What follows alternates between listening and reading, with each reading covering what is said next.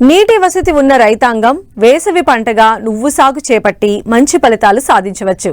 ఈ కాలంలో సమస్యలు తక్కువగా ఉండి దిగుబడులు ఆశాజనకంగా ఉంటాయి. అయితే రైతు విత్తన ఎంపికతో పాటు సరైన సమయంలో విత్తడం, సమయానుకూలంగా చేపట్టే యాజమాన్యం, సస్యరక్షణ పద్ధతులపైనే నువ్వు దిగుబడి ఆధారపడి ఉంటుంది. మరి వేసవి నువ్వు సాగులో రైతాంగం చేపట్టాల్సిన మెళకువలు ఏంటో తెలియజేస్తున్నారు బెల్లంపల్లి కృషి విజ్ఞాన కేంద్రం శాస్త్రవేత్త తిరుపతి.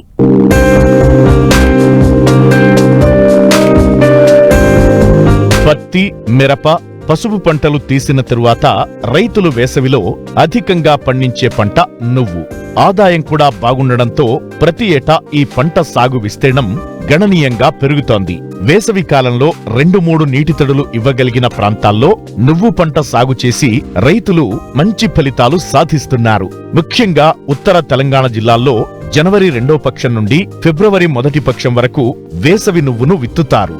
కోస్తా, రాయలసీమ జిల్లాల్లో డిసెంబర్ 1వ పక్షం నుంచి జనవరి 3వ వారం వరకు నువ్వు విత్తడం ఆనవాయితీగా వస్తోంది. వేసవిలో పండిన నువ్వులో విత్తన నాణ్యత అధికంగా ఉంటుంది. నువ్వు పంట సాగుకు తేలిక నేలలు, కండ కలిగిన నేలలు అనుకూలంగా ఉంటాయి. ప్రస్తుతం మార్కెట్లో తెల్ల నువ్వు రకాలు క్వింటా 8,000 నుంచి 12,000 వరకు ధర పలుకుతున్నాయి. ఎకరాకు 4 నుంచి 5 క్వింటాళ్ల దిగుబడి సాధించే అవకాశం ఉండటంతో వేసవికి అనుగుణంగా నువ్వు సాగు రైతులకు అత్యంత లాభదాయకం.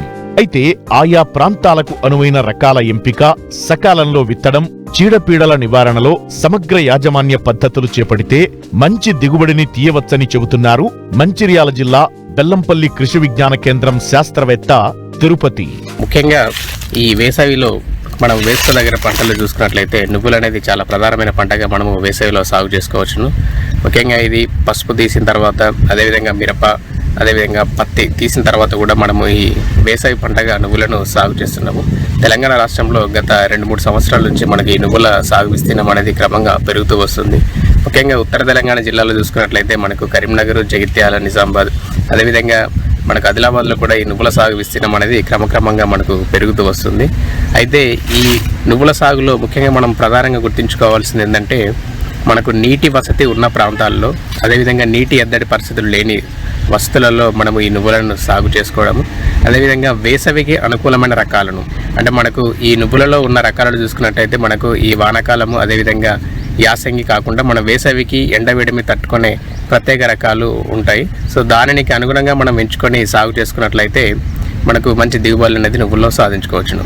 ముఖ్యంగా ఈ రకాల విషయానికి వచ్చినట్లయితే మనకు ఈ శ్వేత, హిమ, అదేవిధంగా జగిత్యాల తిల్ 1 అంటే JCS 1020, అదేవిధంగా జగిత్యాల తిల్ 2 JCS 2454 అనే రకాలు మనకు ఈ వేసవికి వేసుకోవడానికి అనుకూలమైన రకాలు.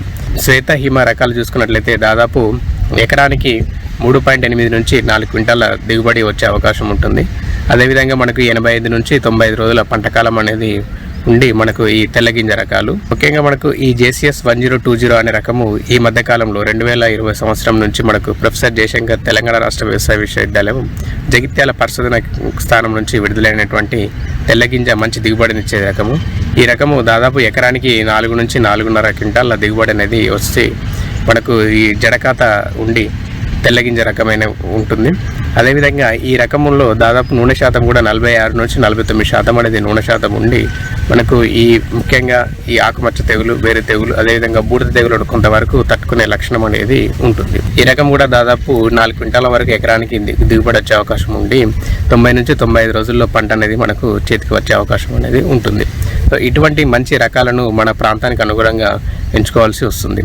అదేవిధంగా నేల తయారీ ముఖ్యంగా ఏంటంటే మనకు ఇప్పుడు పెళ్ళలు అనేది అవన్నీ లేకుండా అనేది నేలను అనేది పూర్తిగా దున్నుకొని మనము రొటవేటర్ తోటి నేలను అనేది పూర్తి చదునుగా చేసుకోవాలి. నేల చదును చేసుకున్న తర్వాత మనము ఒక ఎకరానికి దాదాపు 2.5 కిలోల విత్తనం అనేది ఎకరానికి అవసరం పడుతుంది.